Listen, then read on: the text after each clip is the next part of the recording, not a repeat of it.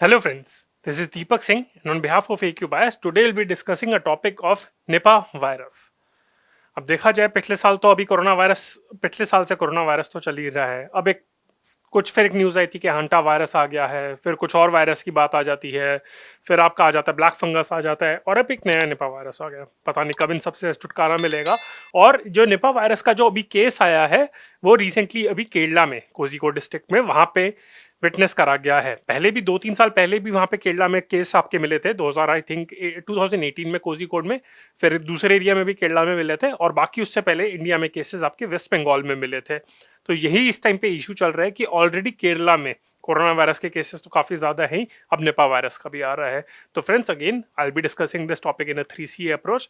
Current dimension जो मैंने आपको बताया था कि अभी केरला में विटनेस करा गया है, क्या यहाँ पे पहला केस था? नहीं था। जैसे मैंने आपको बताया कि पहले भी इंडिया में केसेस निपा वायरस के मिले गए हैं। फिर मैं उसके बाद आपको कॉम्प्रिहेंसिव वे में मैं आपको समझाऊंगा कि इसका कॉज क्या है, इसका नेचुरल होस्ट क्या है, ट्रांसमिशन कैसे होती है, किस किस टाइप की ट्रांसमिशन होती है, एनिमल्स पे इम्पैक्ट होता है नहीं होता, एनिमल्स में भी किस स्पीशी पे ज़्यादा इम्पैक्ट होता है, सबसे पहला केस आपका कहाँ पे मिला गया था, कौन कौन से एरियाज में और कौन कौन सी कंट्रीज कौन कौन से रीजन्स आपके अब तक इम्पैक्ट हुए पड़े हैं, किस एरियाज में नहीं मिला हुआ, फिर इसकी प्रिवेंशन, इसका डायग्नोसिस कैसे करते हैं, ट्रीटमेंट कैसे होता है, अगर ट्रीटमेंट कुछ है नहीं है तो हम उस सारी डायमेंशंस को कवर करेंगे and yet very in a very concise manner. So friends let's start the topic of Nipah virus. जैसे मैंने आपको बताया था कि कोझिकोड एरिया में जो केरला में है वहां पे एक 12 साल के लड़का वो निपा वायरस से इन्फेक्ट हुआ था और उसकी डेथ हो गई थी। निपा वायरस का सबसे ज़्यादा मेजर कंसर्न यही है कि इसका फेटिलिटी रेट यानी कि इसका जो डेथ रेशियो है वो बहुत ज़्यादा है। ट्रांसमिशन इसकी कम होती है, इसलिए जो भी आउटब्रेक्स होते हैं वो लोकलाइज रहते हैं मेनली, ज़्यादा लोग इन्फेक्ट नहीं होते। पर अगर जो होते हैं, क्योंकि ट्रांसमिशन बहुत कम होता है, पर जो होते हैं उनके मरने के चांसेस बहुत ज़्यादा हाई होते हैं। और जो लड़का मरा था उसके मरने से पहले उसके सिम्टम्स थे encephalitis, that is inflammation of the brain, and दूसरा आपका सिम्टम उसने शो करा था myocarditis, that is inflammation of the heart muscles. तो ये आपके सिम्टम्स उसने शो करे थे। तो अगेन ये आपका इंपॉर्टेंट है कि कौन कौन से सिम्टम्स शो करता है, तो उसमें से आपसे पूछ सकते हैं कि सो थ्रोट, एंसिफेलिटीज, मायोकार्डिटिस और ऑल ऑफ द अबव। तो उसमें करेक्ट आंसर होगा आपका ऑल ऑफ द अबव। तो एंसिफेलिटीज और मायोकार्डिटिस ये आपके सिम्टम्स है। पर मैंने जैसा आपको पहले बताया था कि ये पहला केस नहीं है केरला में, 2018-2019 में भी केसेस देखे गए थे और वेस्ट बंगाल में तो बहुत पहले से केसेस देखे जा रहे हैं इंडिया में। अब हम बात करते हैं कि निपा वायरस के कॉजेस, इसका कहाँ से कौन सा पैथोजन इसको कॉज करता है और इसका होस्ट वायरस के बारे में। साइंटिफिक नेम निपा वायरस का है नेपा हेनिपा वायरस, ये इसका साइंटिफिक नेम है। It is a batborne virus, उसके बारे में हम बात करेंगे अभी। And the pathogen that causes it is a RNA virus of the family paramyxoviridae which belongs to the genus henipavirus. तो मैंने उसके बारे में बताया था, तो इस जीनस को बिलोंग करता है, इसी वजह से इसको निपा हेनिपा वायरस भी कहा जाता है। एंड जो इसका पैथोजन है मैंने आपको जैसे बताया, that causes is an RNA virus of the family Paramyxoviridae which belongs to the genus Henipavirus। अब इसके नेचुरल होस्ट की बारे में बात करते हैं तो फ्रूट बैट, ये आपका फ्रूट बैट है, तो ये इसका नेचुरल होस्ट है। तो natural host reservoir for Nipah virus is fruit bat which is commonly known as the flying fox. और जो फ्रूट बैट है ये कौन सी फैमिली को बिलोंग करता है ये सब पूछ सकते हैं वहां पे डिटेल में। Pteropodidae, it belongs to the family pteropodidae. और उसमें भी उस फैमिली में भी देखा जाए तो कौन से जीनस को बिलोंग करता है, पिटेरोपस जीनस, तो उसको बिलोंग करते हैं। जो फ्रूट बैट इस फैमिली को और इस जीनस को बिलोंग करते हैं वो उसका नेचुरल होस्ट है and it is commonly known as flying fox. तो instead of asking about the fruit bat they can ask about the flying fox. उसमें शायद लगेगा कि अच्छा है फॉक्स को बिलोंग करता है, तो आंसर नहीं होगा, but the correct answer is flying fox. And these infected fruit bats can spread the disease to other animals, mainly domesticated animals जो होते हैं आपके, पिग्स हो गए, डॉग्स हो गए, कैट, गोट्स, हॉर्स, शीप, जो आपके डोमेस्टिकेटेड एनिमल्स हो गए उसको स्प्रेड कर देता है और उससे स्प्रेड होकर आपके ह्यूमंस में आ जाता है। And there is no apparent disease in fruit bats. तो फ्रूट बैट्स अपने पास ये डिजीज रखता तो है, ये वायरस है वहां पे, उसके नेचुरल होस्ट है, बट उसको खुद कभी इन्फेक्शन नहीं होता, ये अब तक की स्टडीज के अकॉर्डिंग कहा जाता है। तो जैसे ट्रांसमिशन में बताया था, तो काफी तरीके से ट्रांसमिशन हो सकता है। ये भी पूछ सकते हैं कि किस किस तरीके से ट्रांसमिशन होता है, नहीं है। तो नेचुरल होस्ट मैंने आपको बताया था, जो निपा वायरस का है वो फ्रूट बैट है। तो एक तरीके से जो ट्रांसमिशन हो सकता है वो कैसे हो सकता है, by consuming fruits eaten by infected bats and bird. तो ऐसे फ्रूट्स जो इन्फेक्टेड, जिस पे यानी कि अगर कोई हो गया, आपका आम हो गया या फिर कोई भी फ्रूट हो गया, उसको बैट ने बाइट करा है, या फिर वो इन्फेक्ट हो गया वाया यूरिन, किसी तरीके से भी बॉडी फ्लूइड्स के, बैट के बॉडी फ्लूइड से इन्फेक्ट हो गया और उसको किसी ह्यूमन ने खा लिया है, तो वो इन्फेक्ट हो सकता है, तो ट्रांसमिट हो सकता है। दूसरा तरीका इनडायरेक्टली, कि जो बैट्स हैं दे ट्रांसमिट द डोमेस्टिकेटेड एनिमल, जैसे मैंने आपको बताया था, पिग्स हो गए, पिग्स को तो सबसे ज्यादा इन्फेक्शन होता है, बाकी सारे आ गए शीप, गोट, इनको हो गए, तो इनको इन्फेक्ट कर दिया and then the infection transfers to human. ये भी आपका हो गया कि वाया टच और वाया आपका हो गया कि इन्हीं का मीट कंज्यूम कर लिया, इस वजह से हो गया। एक तो ये हो गया, और एक और तरीका है कि humans might also get the virus from another human, infected human. ये ट्रांसमिशन कम होता है पर होता जरूर है। तो ये सबसे ज्यादा आपका इंपॉर्टेंट पॉइंट है कि human to human transmission according to WHO website does happen. ठीक है, तो ये आ गया। तो आपका ट्रांसमिशन का मैंने बताया था, it is a zoonotic virus. Zoonotic virus means it is transmitted from animals to humans. तो एक जैसे मैंने आपको बताया था, humans get infected mainly through direct contact with these animals और through consumption of food contaminated by saliva और urine of these infected animals. एक तो ये हो गया। दूसरा, ह्यूमन टू ह्यूमन ट्रांसमिशन के बारे में भी मैंने आपको बताया था। And there are currently no studies on viral persistence in bodily fluids or the environment including fruits. तो वायरस का यही कहा जाता है कि अगर वायरस आपका एनवायरमेंट में आ जाता है, फ्रूट्स पे आ जाता है, तो उसकी लॉन्ग परसिस्टेंस के ऊपर स्टडीज ज्यादा नहीं है अभी इस टाइम पे। तो ऐसी कोई स्टडीज शो नहीं करती कि बहुत लॉन्ग टाइम तक वो सरफेस पे वहां पे परसिस्ट करेंगी, वहां पे आपकी रहेंगी, वायरस वहां पे रहेगा। तो ये आपका ट्रांसमिशन हो गया। ये आप अगर फिगर याद कर लेंगे तो आपको याद करने में आसानी रहेगी कि ये 3 तरीके, फर्स्ट, सेकेंड, थर्ड, तो इस तरीके से ट्रांसमिशन होता है। अब हम बात करते हैं इम्पैक्ट के बारे में, साइंस के बारे में, सिम्टम्स के बारे में। तो इसका लोगों पे क्या इम्पैक्ट है, ह्यूमन पे, इनफैक्ट डोमेस्टिकेटेड एनिमल्स पे भी आपका क्या इम्पैक्ट है उसके बारे में बात करेंगे, क्योंकि मैंने आपको बताया था कि डोमेस्टिकेटेड एनिमल्स को भी इम्पैक्ट करता है, तो वो भी हम पढ़ लेंगे। सो जो नॉर्मल सिम्टम्स होते हैं, इनिशियल होते हैं, वो क्या होता है, आपका फीवर हो गया, हेडेक हो गया, फिर आपका मसल पेन हो गया which is also known as myalgia, vomiting, sore throat हो गया, डिजीनेस हो गया, ड्राउजीनेस हो गया, ऑल्टर्ड कॉन्शियसनेस हो गया, आपको अपनी समझ नहीं आ रहा कि एग्जैक्टली हो क्या रहा है। तो ये आपके कॉमन सिम्टम्स हो गए, इनिशियल सिम्टम्स हो गए। पर बाद में अगर ज्यादा और सिवियर अगर प्रोग्रेस हो गया, they can also experience atypical pneumonia and also respiratory problems. तो ये आपका कोरोना वायरस से भी आपका सिमिलर है इस मामले में। मैं इसके डिफरेंसेस भी कंपेयर करूंगा कि क्या क्या डिफरेंस है दोनों में। तो ये आपका कुछ रेस्पिरेटरी प्रॉब्लम्स हो गए, ये भी हो गया, निमोनिया भी हो गया।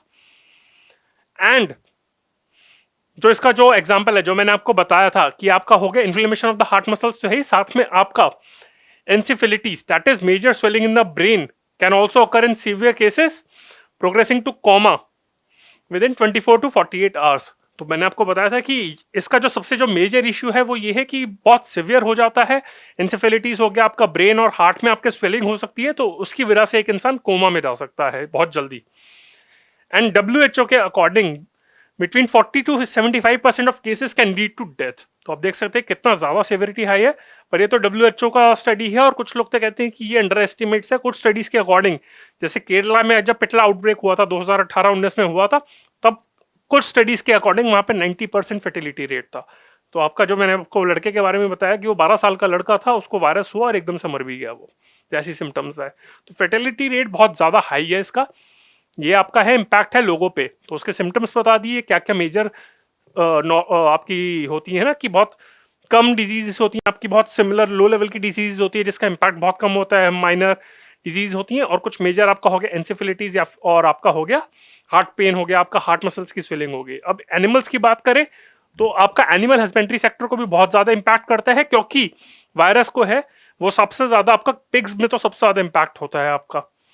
तो जो डोमेस्टिकेटेड एनिमल्स मैंने आपको बताया था कि horses, goats, sheep, cats, dogs, तो वहां पे इंपैक्ट होते हैं। और ये जो मलेशिया में जो सबसे पहले आउटब्रेक हुआ था 1998 और 1999 का आउटब्रेक था, तो वहां पे हुआ था, सबसे ज्यादा कंटीजियस है ये पिग्स में। तो इसीलिए कहा जाता है, जो मैंने आपको इन्फोग्राफिक भी दिखाया था उसमें पिग्स की फोटो थी। नेचुरल होस्ट आपका बैट है, पर पिग्स बहुत ज्यादा जल्दी इंपैक्ट हो जाते हैं, उनमें ज्यादा जल्दी फैलता है। तो ये आपका हो गया इम्पैक्ट के बारे में। अब हम बात करते हैं कि किस तरीके से इसका प्रिवेंट करा जा सकता है, डायग्नोसिस क्या है। और नॉर्मली वही है, जैसे ह्यूमन टू ह्यूमन ट्रांसमिशन है, तो इन्फेक्टेड लोग हैं तो उनसे आपको बच के रहना चाहिए। उनसे वही होती है 2 गज की दूरी, मास्क है जरूरी। कोरोना वायरस वाली चीज यहाँ पे भी अप्लाई करती है। बिल्कुल अपने हैंड हाइजीन सैनिटेशन उसको बिल्कुल ध्यान रखना है। Apart from that, discard fruits with science of bat bytes, क्योंकि मैंने आपको बताया था कि फ्रूट्स जिसपे वहां पे बैट बाइट्स होती हैं या फिर बैट का यूरिन हो गया, सलाइवा हो गया, वहां से इन्फेक्टेड है तो उनको डिस्कार्ड कर देना चाहिए।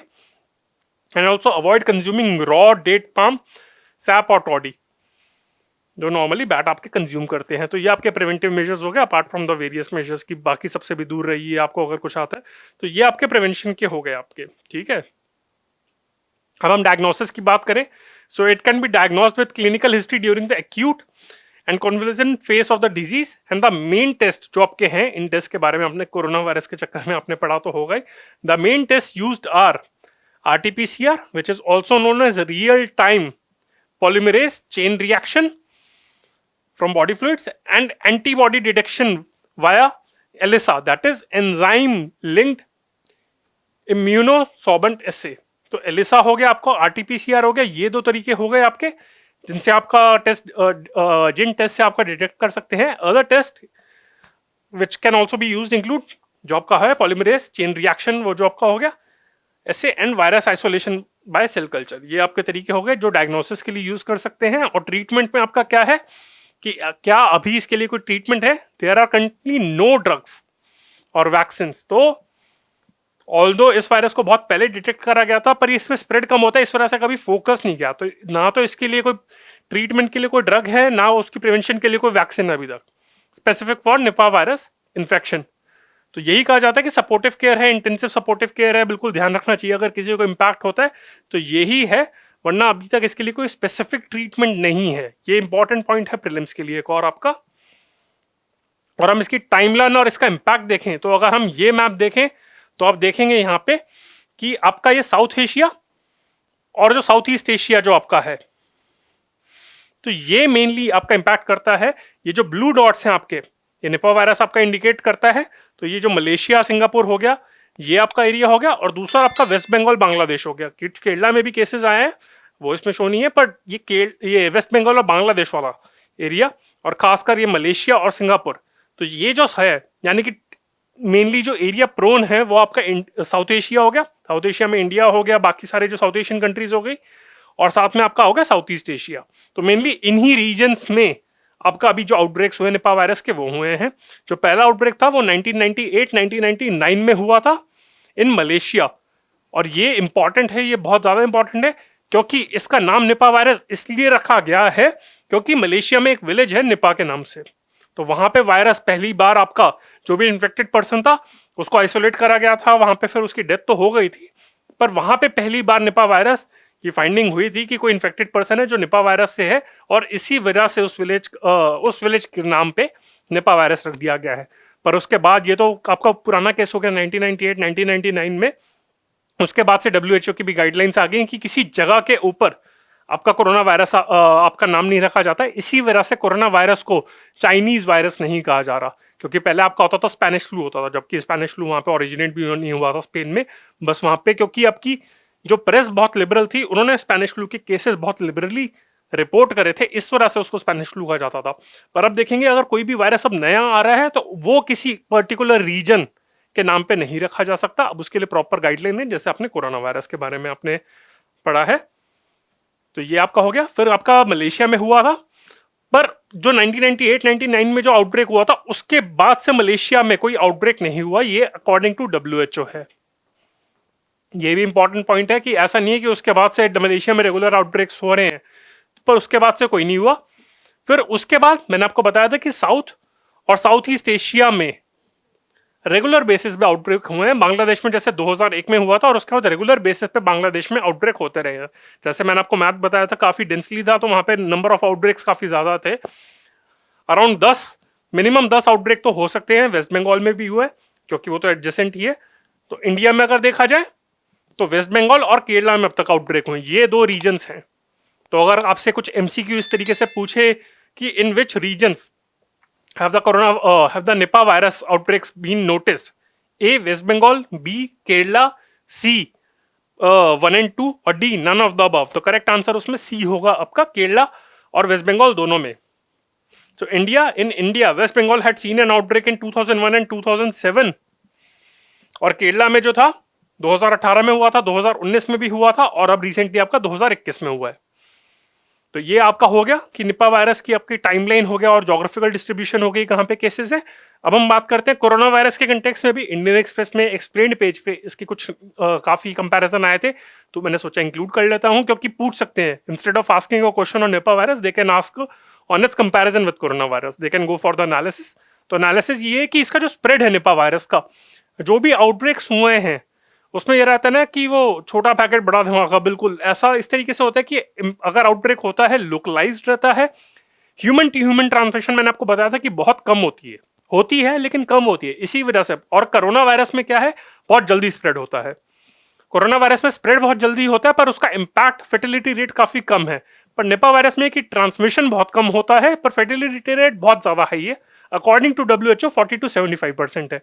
तो ये Nipah virus is known to spread far more slowly than corona virus, however its ability to kill is the biggest concern. यही इसका रीजन है कि इसमें ज्यादा डर रहता है। और मैंने आपको बताया था कि ह्यूमन टू ह्यूमन ट्रांसमिशन आपका बहुत इसका कम है as compare to corona virus.